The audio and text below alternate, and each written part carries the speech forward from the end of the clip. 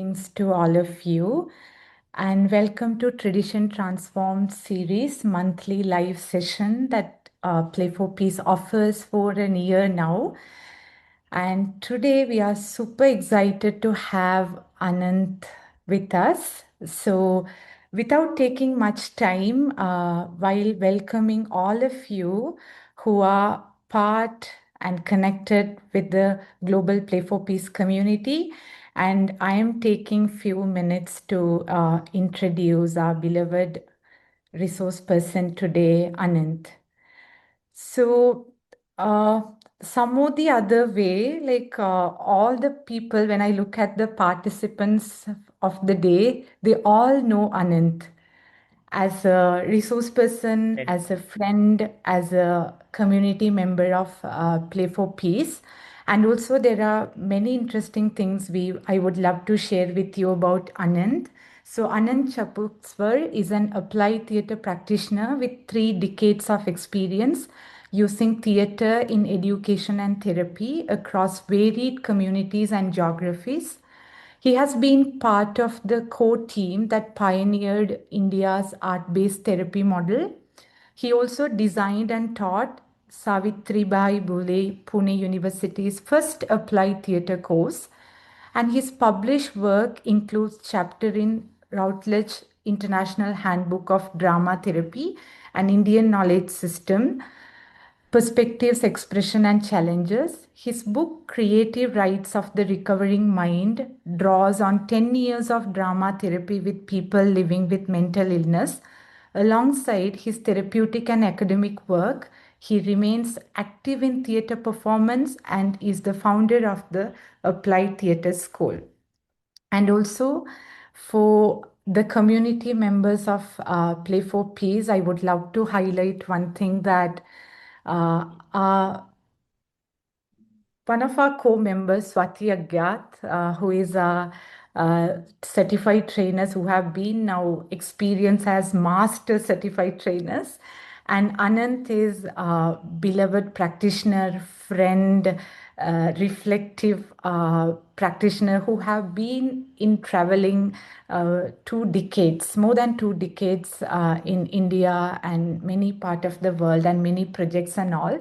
So it's super excited. And also a personal note, I got the blessing to be a student of Anant in his courses from Applied Theatre School, and which enlightened many part within me to look at my practice from play, art and theater, and spiritual perspectives.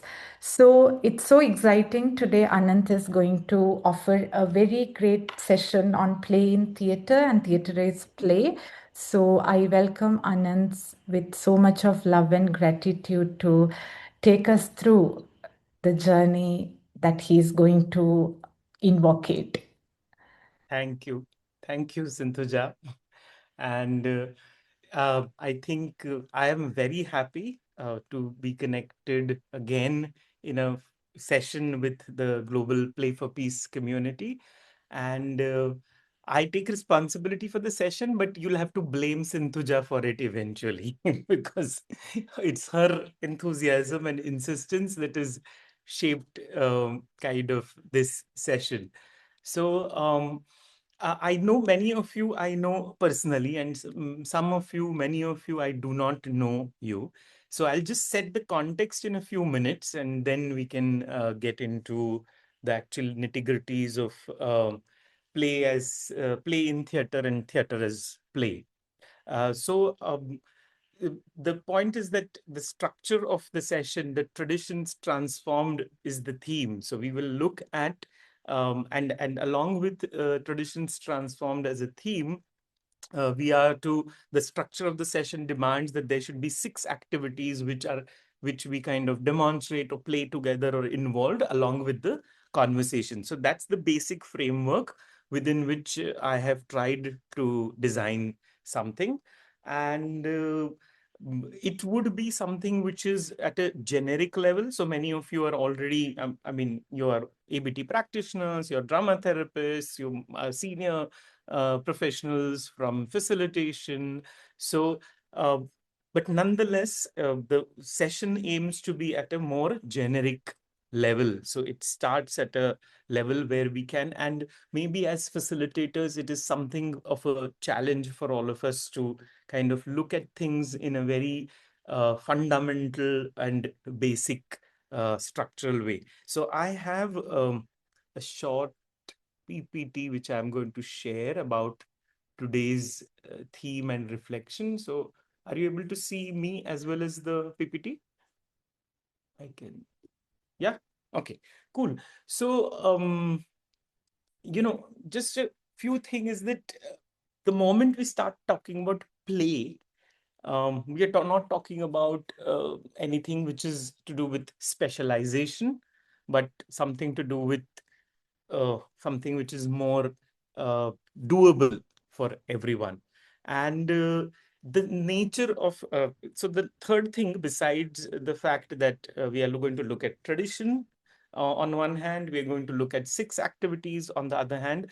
I'm going to use traditional folk narrative as an anchor for, as a metaphor for what I want to kind of communicate. So it's going to be based on certain narratives as well. And some of you, of course, uh, uh, most of you, especially if you're from the East Asian community, you would probably be familiar with those narratives. But those who are not from East Asia, this is the first offering of a small Bengali tale, which kind of I would like to put down as a approach towards this workshop. So this tale is about a hermit who's sitting under a tree and meditating. And a river flows in front of him, and another hermit uh, comes from the other side of the river. And the moment he spots the hermit sitting meditating under a tree, he walks across the water and comes to greet this hermit. The hermit greets him, gives him place to sit next to him, and they start talking. But the guy who's walked on water and come across is waiting for some acknowledgement, some praise, some, oh, how did you manage this amazing, feat of walking on water? But the guy who is sitting under the tree does not ask him anything. Eventually, the person who's walked on water blurts out saying, "Did you see how I came here?"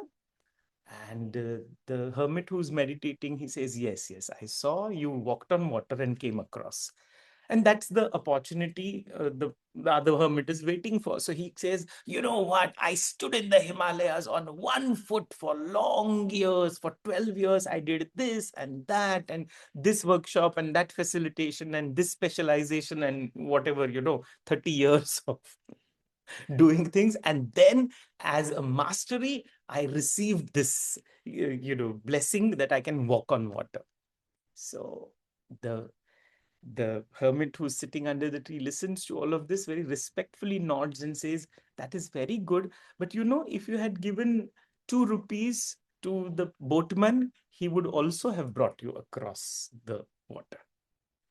So that is my note, watery note, so to say that that's the approach of play in theater. That's the point where I would like to begin, of us thinking about theater as something which is, and this talk also as something which is, does it require all these years of specialism, or is it more something to do with our uh, innate sense of understanding and wisdom, so to say? So there goes the watery. In terms of a tradition that we have within India and East Asia is something that we have thousands of years of lineage, and that is breathing. There is a clear-cut evidence right from the time of Buddha, 2,500 years ago, where breathing has been used as a base for meditative reflection, calming the mind. It has different names in different traditions, right from anapanasati to pranayama and so on and so forth. So breathwork is part of the tradition, but when it comes to theater and use in facilitation. In theater also, breathing is equally important. As you would imagine, an actor would need to speak, and there's speech, and breath is the basis of the speech for an actor.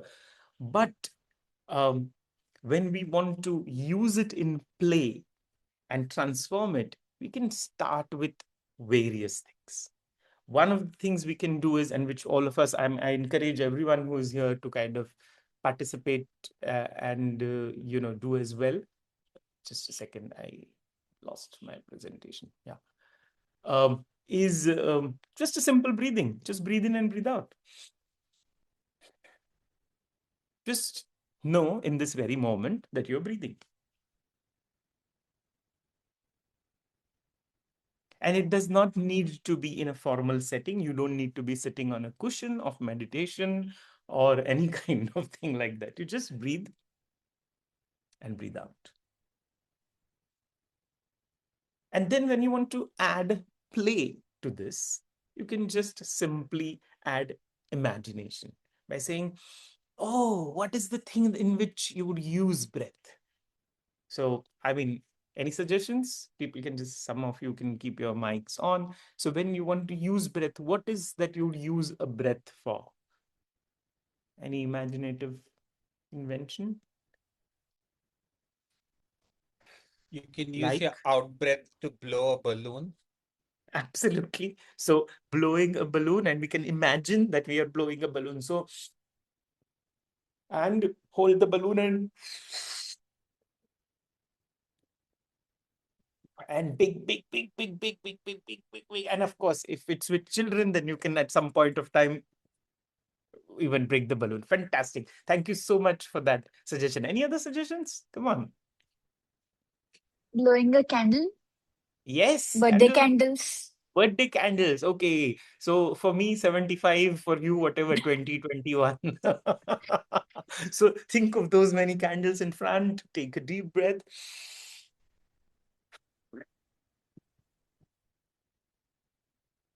Fantastic. And we can, of course, then launch into maybe a song, and this can just very organically develop. Any other idea? I have a feather falling here. I want to blow it off. So imagine a small feather here, and it's going. You trying to blow and play with the feather. Come on, everyone, let's try.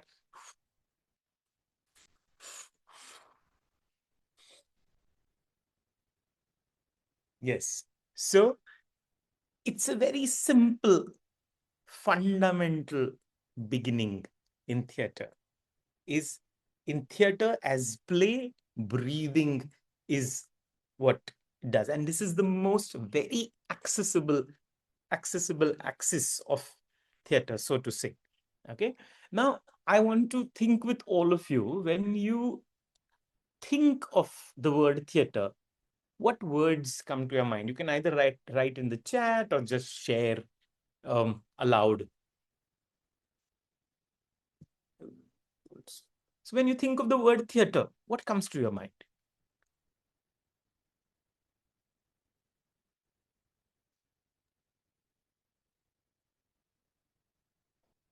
In the chat. Okay.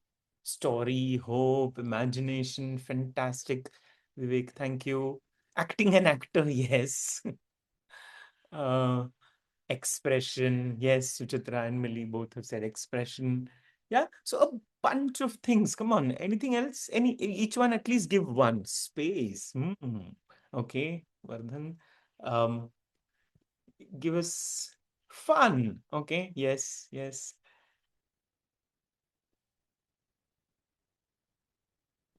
So drama, story, of course, art, acting.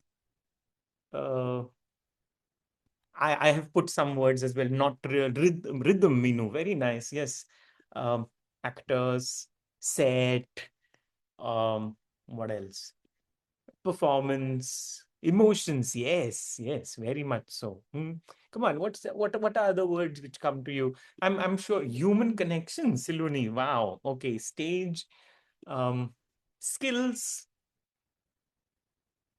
When you say art, skills, formation, stories.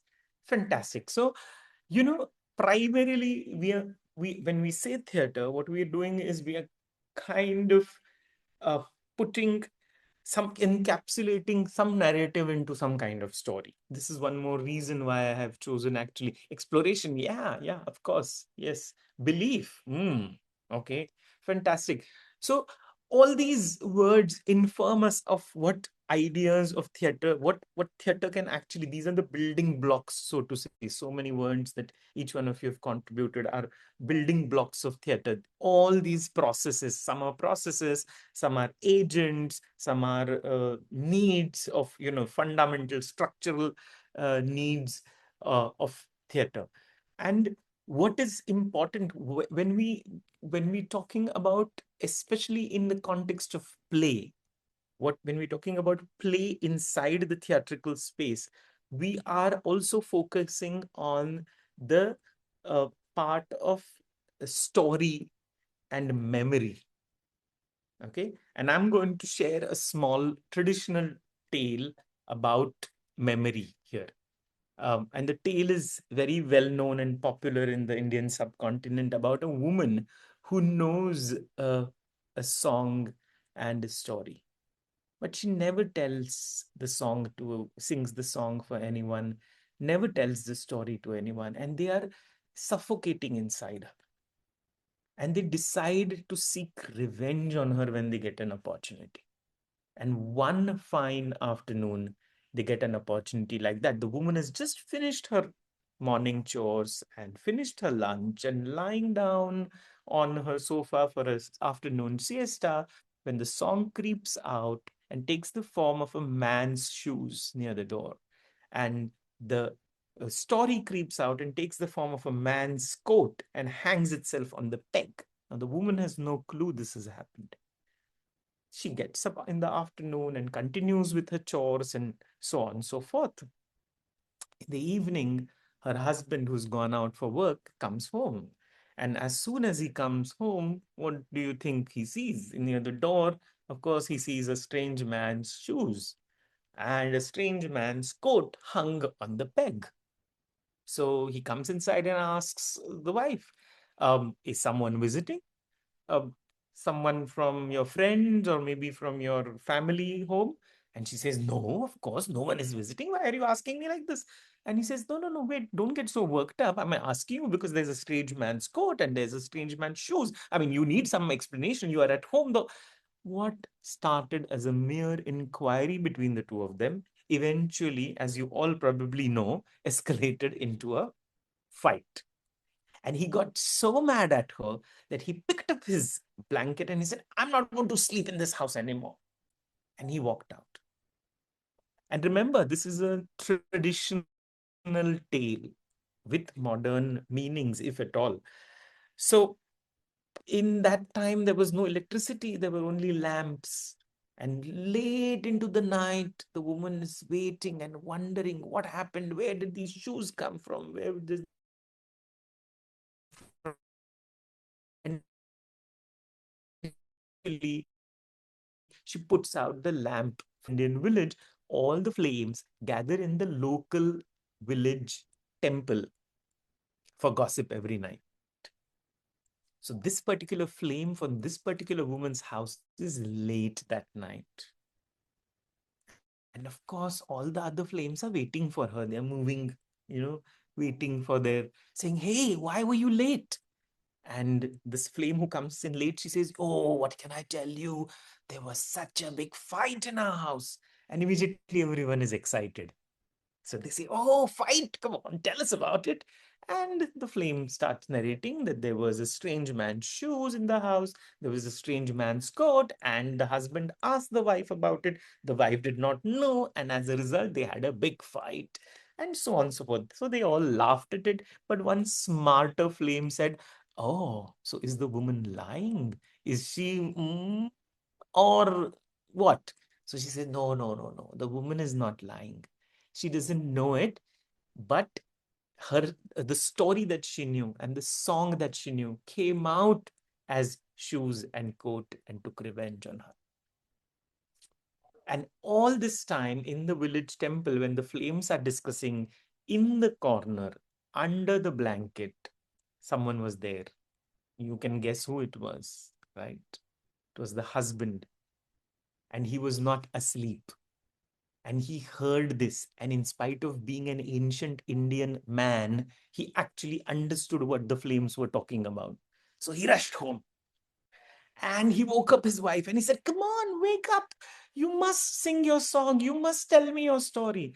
And poor thing, she kind of rubbing her eyes, she got up and she looked at him and said, "What story? What song? I don't know anything." "What story? What song?"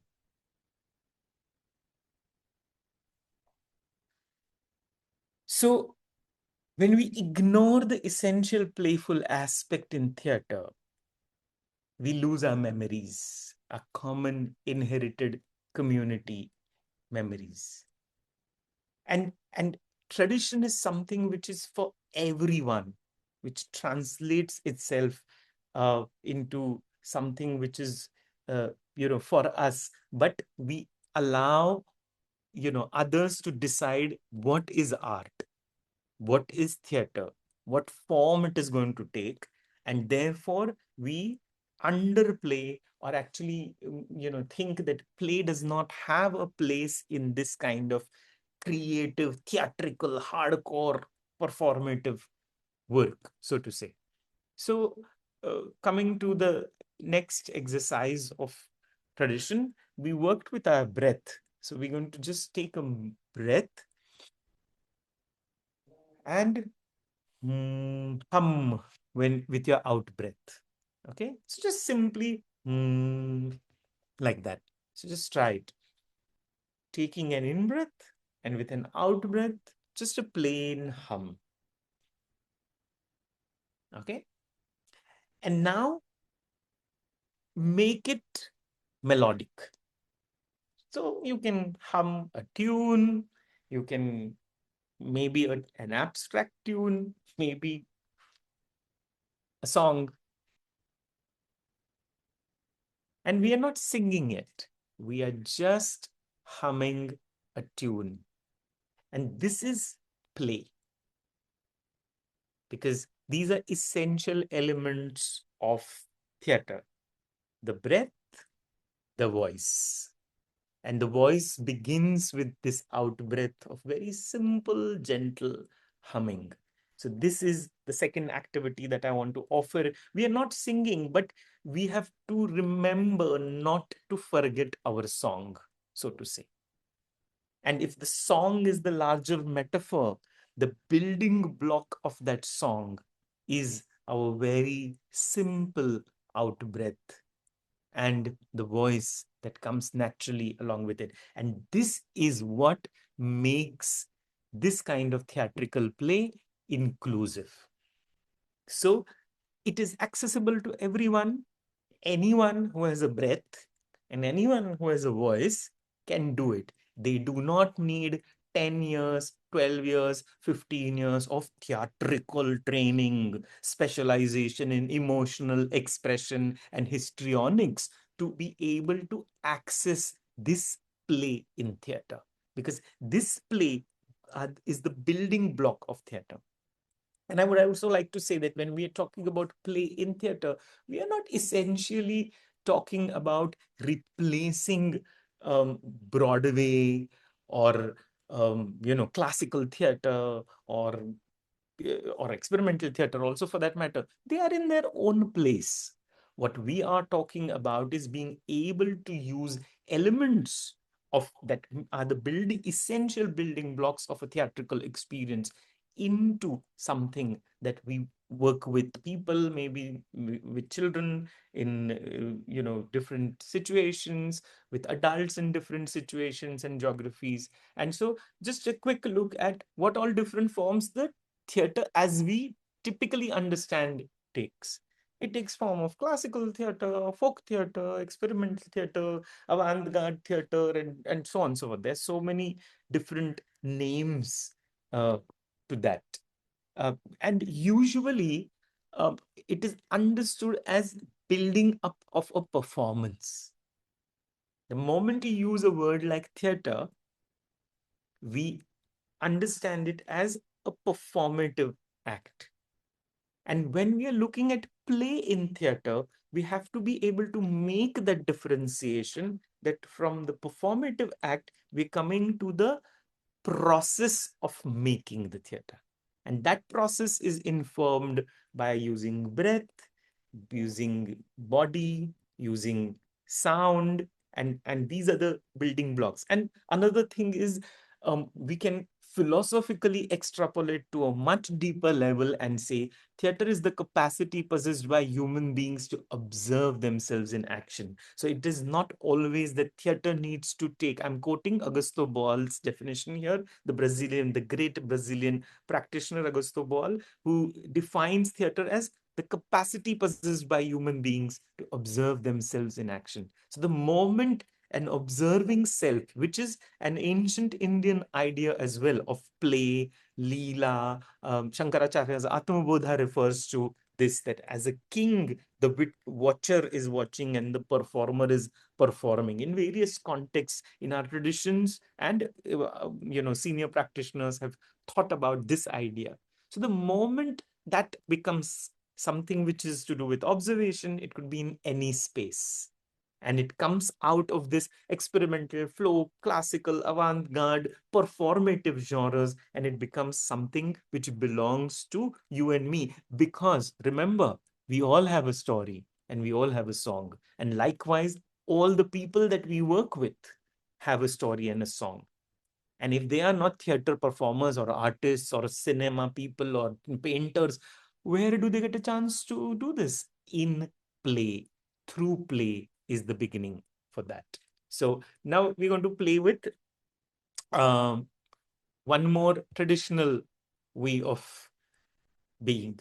And it is, um, it, is there, Sinthuja, do we have 5 minutes for question answers later on? Charles, I'll just finish what I'm speaking and then Yeah. we can come to the questions. Thank you, Charles.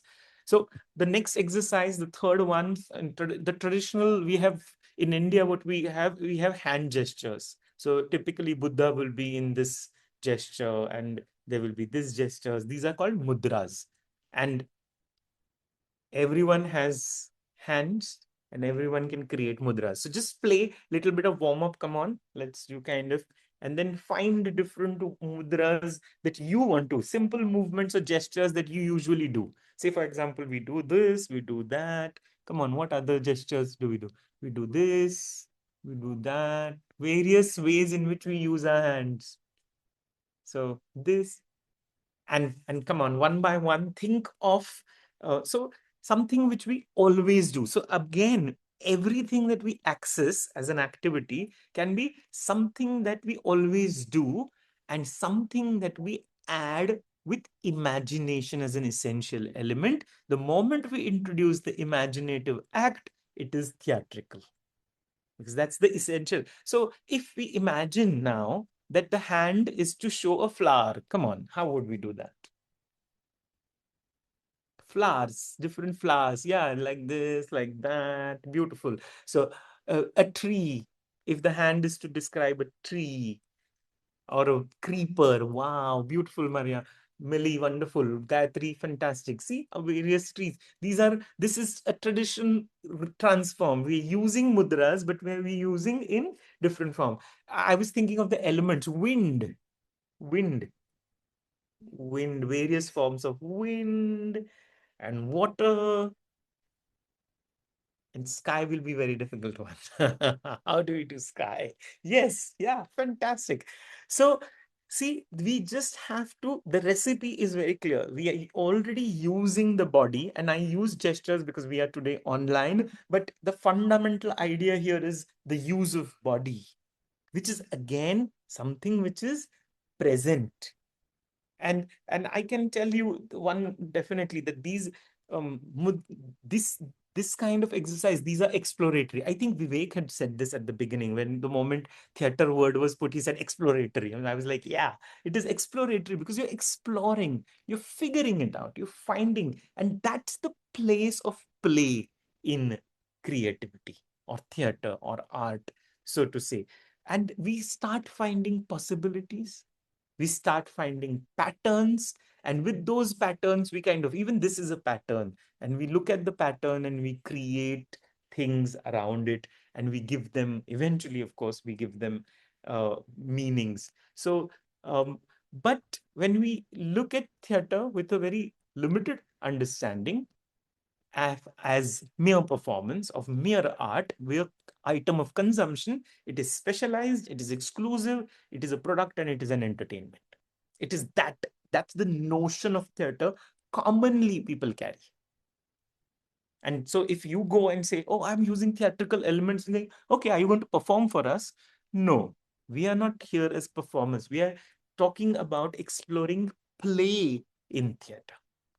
And that playful element is nothing to do with specialization, with exclusivity. We are not doing circus skills, Cirque du Soleil, that kind of specialization. It's not a product for people to consume. It's a partaking of something. And therefore, it is extremely important, this play, bold, italic, underline in theater, which has been undermined for a very, very long time.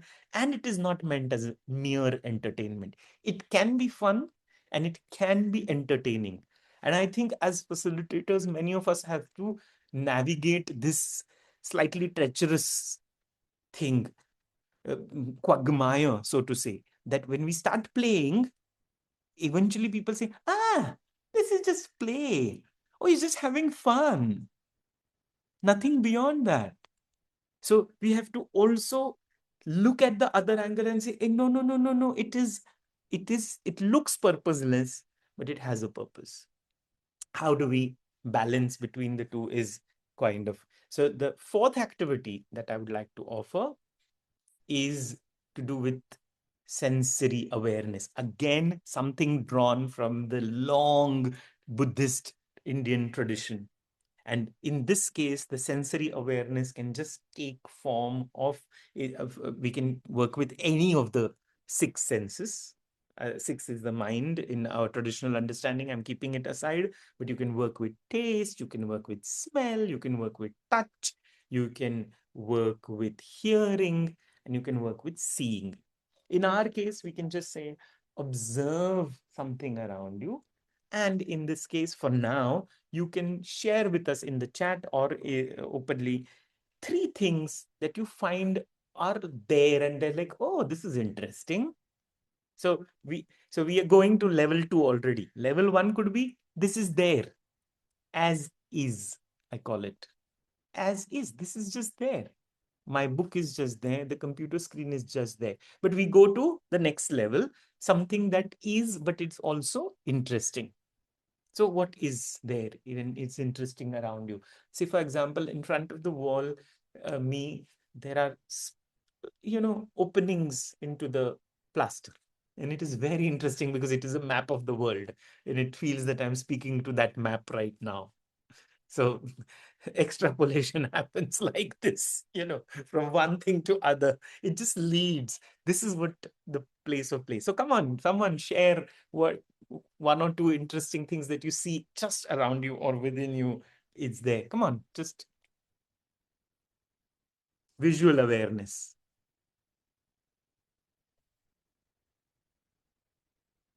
Anyone? Oh, my chat should be open, right? Can I go? Yes, please. Okay, so I see. Unorganically, okay. Okay, yeah, both online as well as, chat, both is okay. Yeah. I'm more comfortable speaking. So I see prayer flags, and I have them about more like a mm, the door frame thing, and I can see that they are just moving very peacefully with the wind of the fan. So Okay. that's the purpose of prayer flags is so that they need Okay. to move and they radiate good things. And the Fantastic. other thing is, I can see a pot of a plant. It's a snake Mhm. plant, and I can see half yellow leaves and half green leaves, Okay. So half. which So I very need to clean. okay. Yeah, so that's what I see. Okay. Millie, we are looking at an observation around you right now. Visual observation.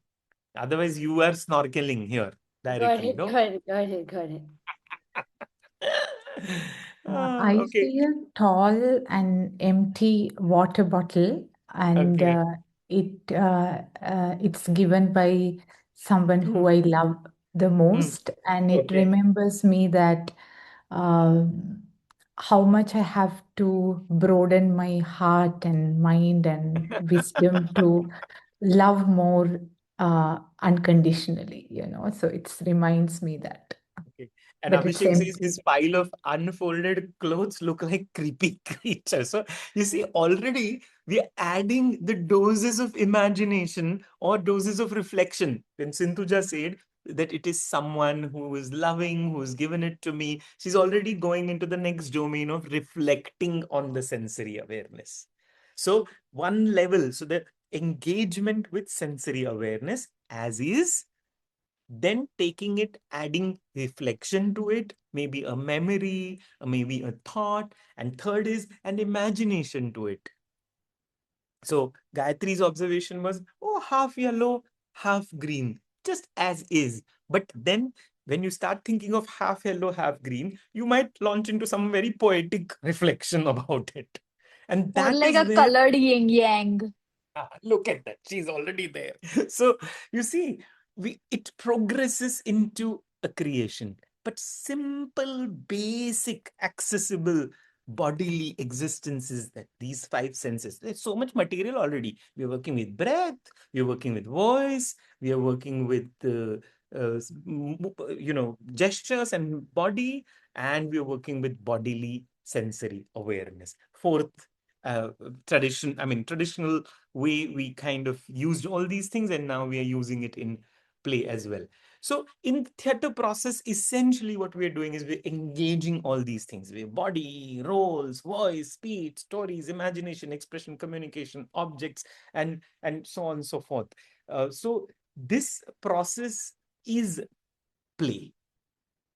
When we play with all these things, it leads to expression, it leads to communication, and that is traditionally, my dear friends, called as a theatrical performance.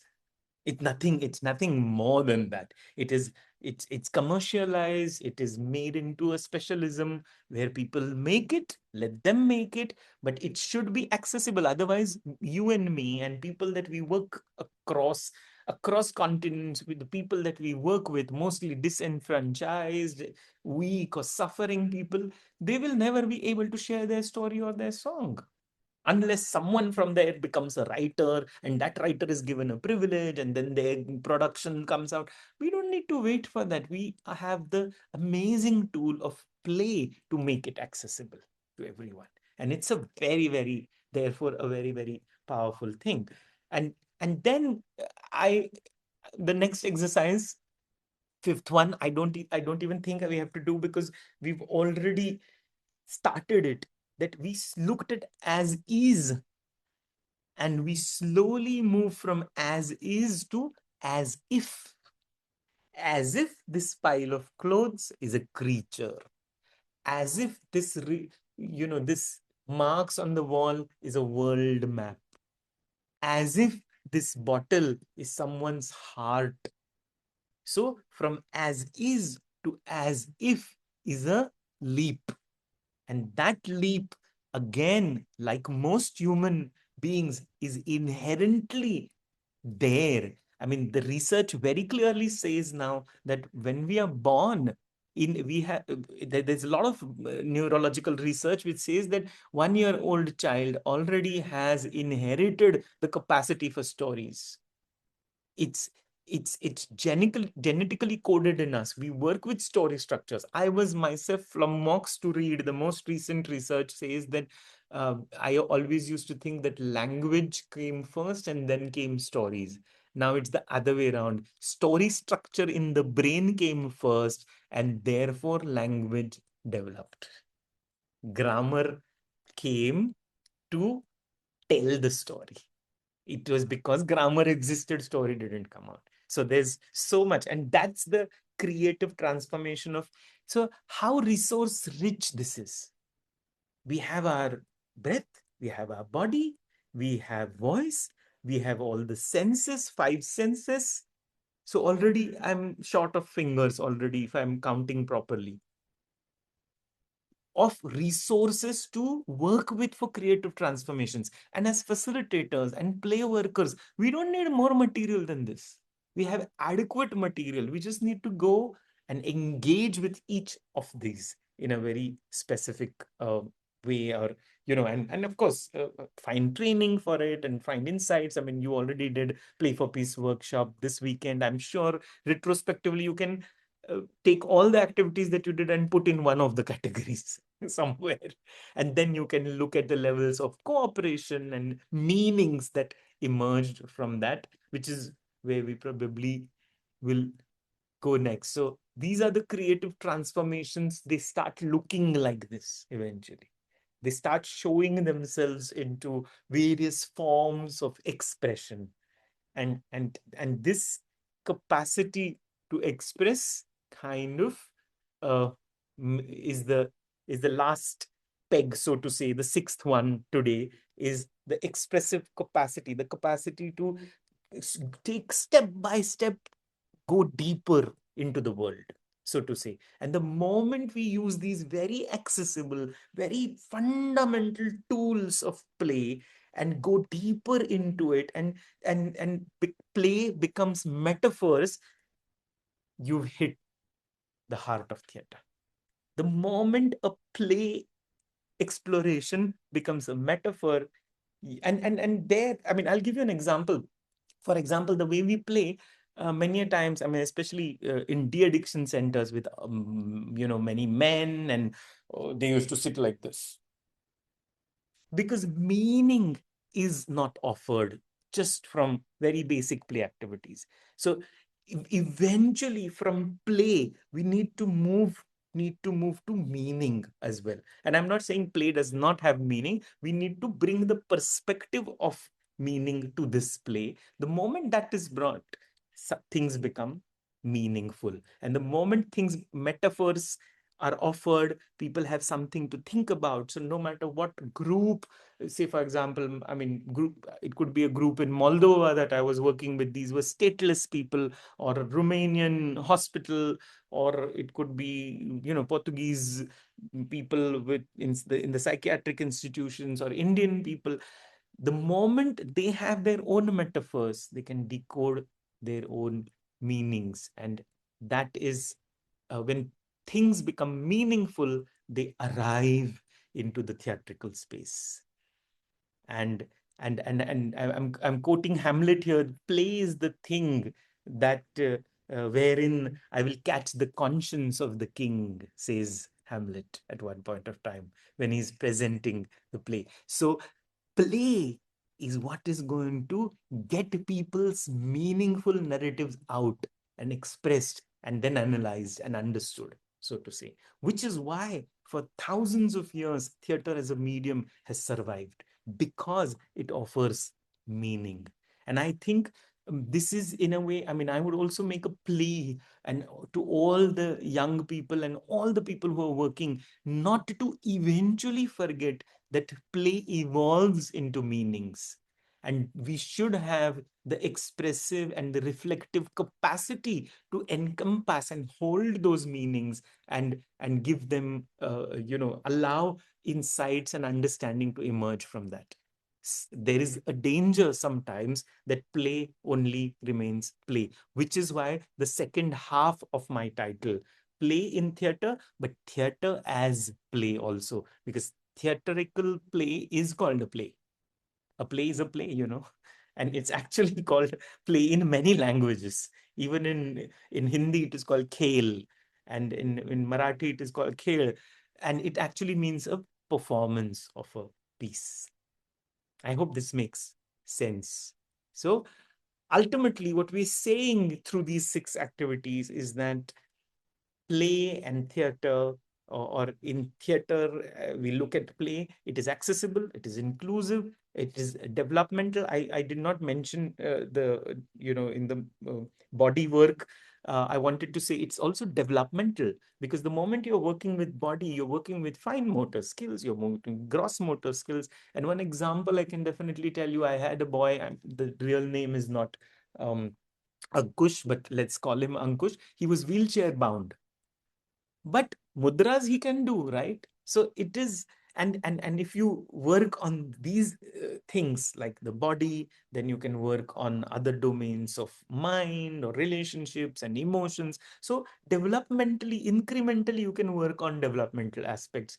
It is resource rich, there is no limit to it, because it's exploratory, it is full of possibilities, it is full of amazing imagination, and therefore eventually it lands into metaphors and meaning as well. And this is how our thousands of years of traditions, which is already doing the work, it can also be used in our contemporary times and days to work with play in theater.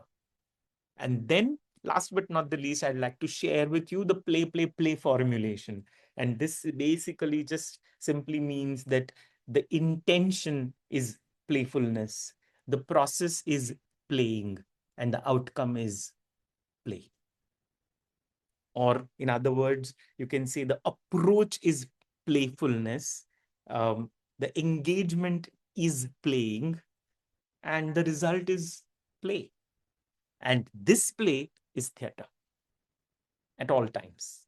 No matter where you are, what you're doing, the moment you focus on these three systematically, the outcome is not drama, it is theater. Drama happens in real life all the time. Theater happens when we draw the boundary of consciousness, and inside that boundary of consciousness, create. So this play formulation is one which I have been working on, and I've been teaching this for a while, and so on and so forth. So on that note, my friends, I have just kind of whatever presentation I had, I have uh, finished, and we will have some conversation or discussion if there's any. But I'd like to conclude with another traditional story. You remember the hermit who was sitting there, right? Uh, the first hermit who was sitting by the river. So he's still sitting there. And children from the village usually play around him, and they want to test him one day. If it's a holiday time, like here it is in Sri Lanka, Vesak holiday time. So they catch a small bird and they go in front of him, and all of them are putting their hands behind, and one of them is holding the baby bird. And then they all go to him and say, "Oh, hermit, can you tell us what is in our hand?" And he looks at all of them carefully, and sort of he sees one small feather falling down. He's in nature, he's always meditative, so he's very observant also. And he says, "Yes, I think I know what is in your hand. You're holding a baby bird." And then the children are like, "What? How did he get this? Oh my God." But they can't just give up. No? So the one who's holding the baby bird looks at him and says, "Yes, yes, there is a baby bird, but you have to tell us whether it is alive or dead." And that, my dear friends, is a crucial moment. How do you transform play into meaning and theater? Because now, what will he say? If he says it's alive, then the child will kill it. And if he says it is dead, then he will open his hand and maybe it is alive. So the hermit, of course, does not give definitive answers, as all good play people do. They never give you the answers. You must have met Vishwas, I'm sure. So you never get the answers. He will say, "If I figured it out," so to say. So the hermit says, the answer to the question whether the bird is alive or dead, my dear friend, is in your hands.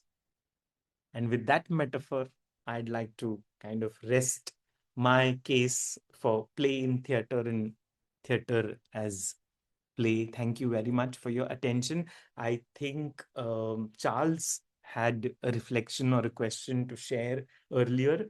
I didn't allow that space or time. Oh, and Sandacharya and all others, and also, oh, think observations. See, beautiful observations. Menu.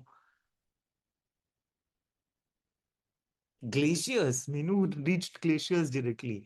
And nostalgia for Sandacharya, and for Vardhan, it was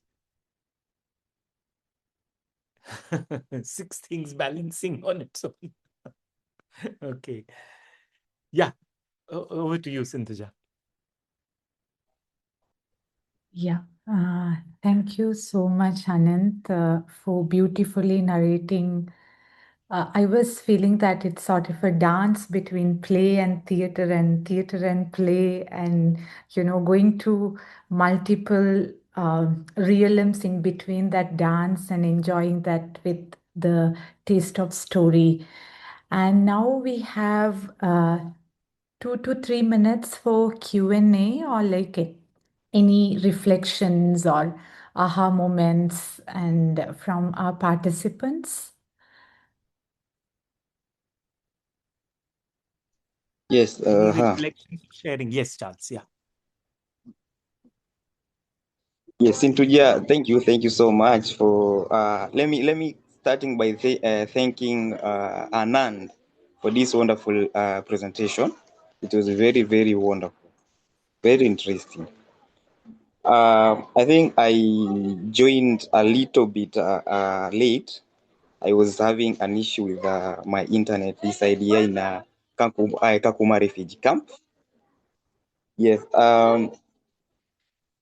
You took us through play in theater. You told us that the breath is the main component in this group. But what I wanted to understand is, I think you've forgotten something about inclusion, of which is an aspect that we are dealing with in our day-to-day activities here in Kakuma refugee camp.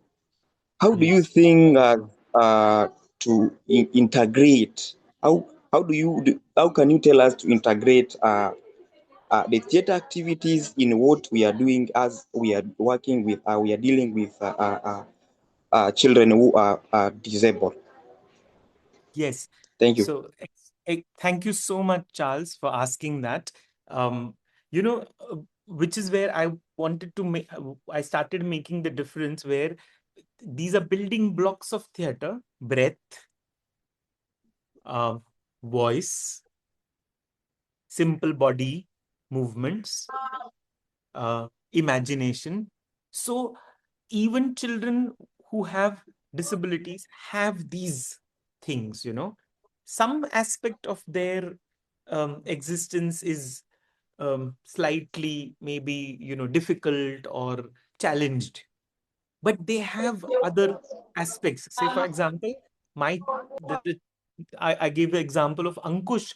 He used to sit in a wheelchair, so he could not move, but he could definitely create with his hand. So he can wind, and so imagination, and that itself, it is developmentally also useful, and it is creatively also fulfilling.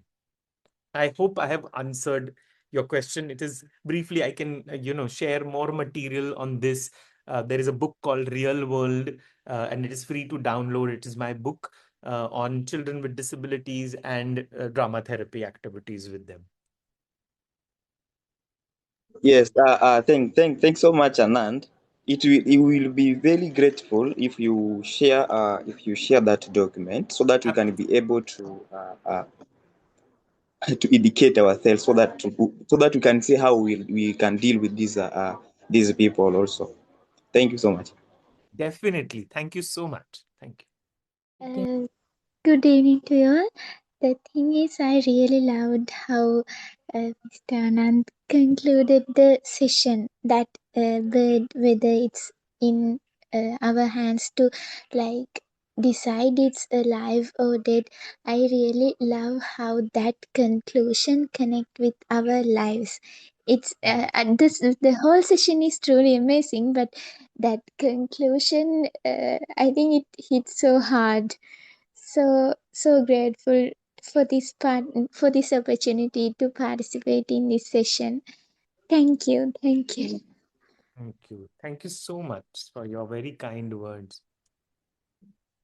Thank you all, and thank you, Sandachaya and Charles and all. And once again, Anant, we extend our gratitude for doing such a silent revolution, like to decolonizing, like whatever the words we could say, we can say all that words for what you have been doing through applied theater school and the work.